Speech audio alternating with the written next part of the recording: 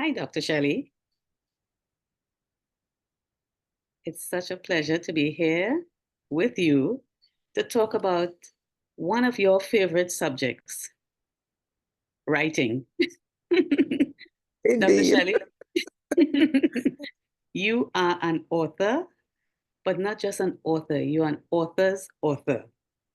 You guide people, you help people, you have published many books, and you didn't keep, all that you learned while you did that to yourself. You are someone who just selfless and share.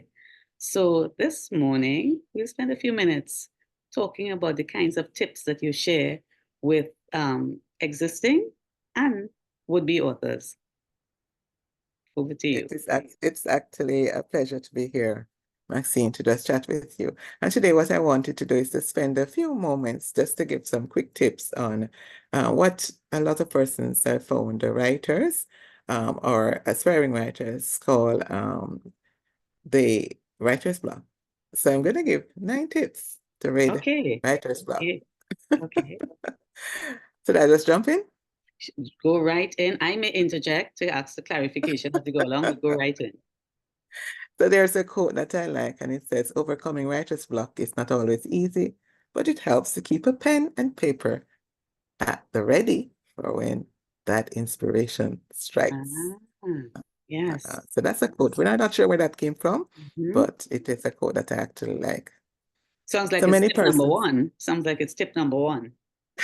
Yeah. It sounds like it, but it's just a quote to keep us motivated. Mhm. So I will just jump in and give you 9 ways on which we can read writer's block. And these tips came from a forum on social media that was out there, somewhere on social media that someone asked the question, how can you read writer's block? And I dove in. I love to write, so I always pull recommendations from actual writers. So these are live thoughts coming from actual writers. Number 1 is take a day off from writing. Because sometimes you are writing a book, these can be like articles that you're compiling or something, but you keep doing it over and over. And then you get consumed with it. So it is recommended that you take a day off from it, and then it will start pumping again. Number 2 is work on 2 different books at the same time. So people are saying, 2 different books? I can't even do 1 book. Say a little bit But more it about actually that. works. Say a little bit more about that, working on two Right. So different it books at the actually same works. time. So I have an inspirational book that I write, and I also write on leadership. So Mhm. leadership is a little bit hard, right? So you're writing on leadership and the stuff and motivating leaders and how leaders can develop themselves and stuff like that, and success strategies. That's actually one of my books and the research that I did. And at the same time, there is some other book that you can write on that I wrote actually simultaneously, and it's an inspirational. So things that come to me inspirationally from a spiritual perspective, I write on that separately. So I end up writing at the same time 2 different things. And I two know there different was topics, one, two I'm different sorry, topics. So you 2 can write different topics, two yes. different topics, two different books at So the same time. I will mention one that will maybe be much, much easier for you to understand the disparity there. There was an author who wrote on lynching and stuff like that. So she works in museum. I think she actually headed up a museum and stuff. So she wrote on lynching, and that's a hard topic to write on. So guess what she did? In her off time, when she's no longer researching or writing on lynching, she wrote a children's book. And she actually, in one session that I was in, she mentioned that the reason why she does it is because that one is such a hard topic that she has to take a step down or a step back. And she Okay. wrote a children's book Okay. while doing that. Mhm. So that kind of give you, Understood. it does, and it helps the creative process. It helps in the creative process. Mm-hmm. So Sure. that's number 2. Number 3 is, right, when you're writing as authors, when you're writing, and you have to stop. For whatever reason, you have to stop. You leave the last sentence unfinished. So you write and you leave it unfinished so that when you go back to take that writing position and start writing again, you're able to quickly understand where you are in the writing process. So that's something that they had mentioned, and I thought that was really outstanding. Make Mm. sense? Yes, it does. It does. So you go Right. back and you pick up where you left off. Right. Okay. The next point is print your book and reread it. Tip Print number your 4. book. So it's really your manuscript that you're printing. I So you realize print that. it, right, and you reread it. So I remember when I was doing mine, my book called Green Light, I was wondering what kind of book is this? Because I had a lot of writing. And I actually was in the block process, if you want to call it that, because I was writing and pulling all of it. I had the manuscript together, but I could not understand how to compile it because it was different things. And then I realized it was a book of short stories and Mm. spirituality. So what I did and that only happened when I printed it. I went and I printed it and then I scattered it on the floor with me. I sat in the middle on the ground and I scattered the different topics in different piles on the Sure. ground. Sure. And that is a technique that I think you do use even when you're doing, when I was doing my research Dissertation. Mm-hmm. under the Mm-hmm. city. Mm-hmm. Right. Mm-hmm. So when I was doing that, I did that and it actually helped. It was one recommendation, and I always listen to recommendation from people who have been there before. Sure. And that one really worked. So I with like that book, that. Greenlight, I was able to see that.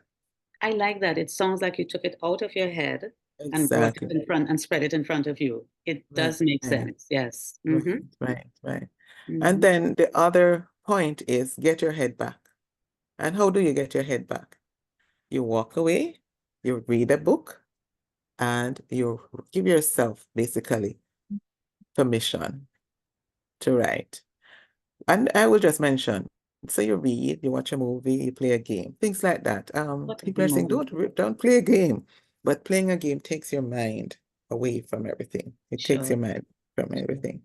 I'm glad you said you could watch a movie because I was going to ask you that. If you didn't read a book, you watch a movie to, to get out of, Yes, of yeah. course. Mm-hmm. So if you're not a movie holic like I am, I am. I watch movies a lot because I Mm-hmm. think it helps with my creative process as well.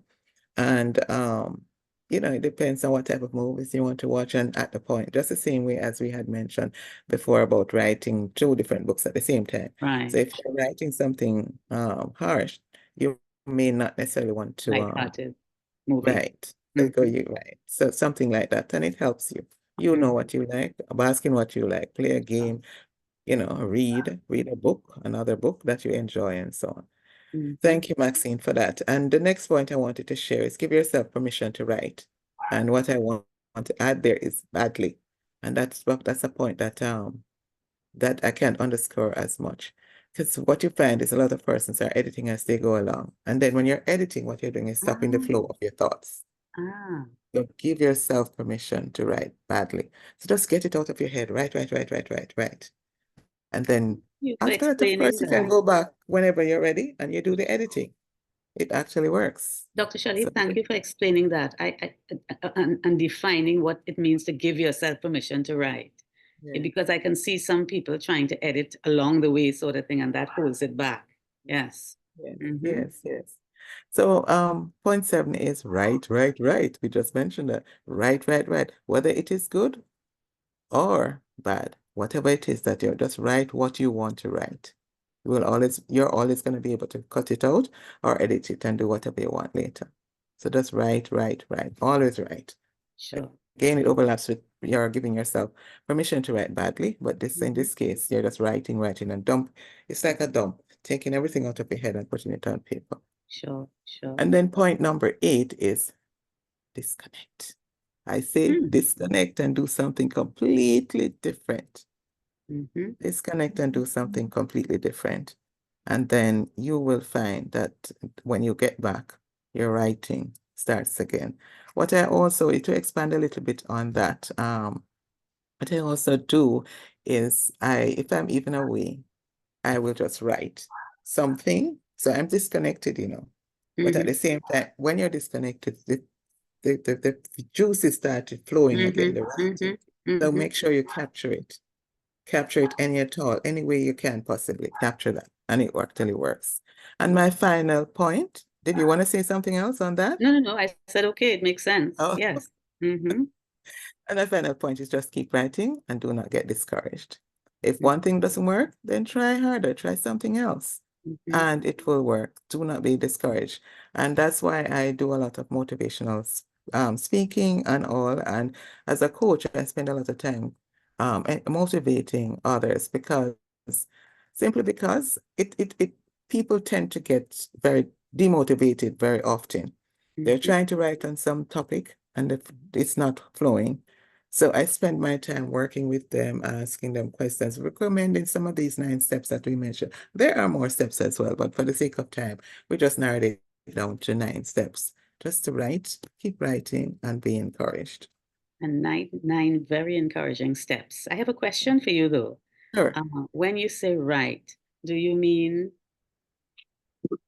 right or do you mean right? Right. So it's a good question to ask, Mhm. however you write. Okay, So for me, I tend to I use my notes in my phone a lot.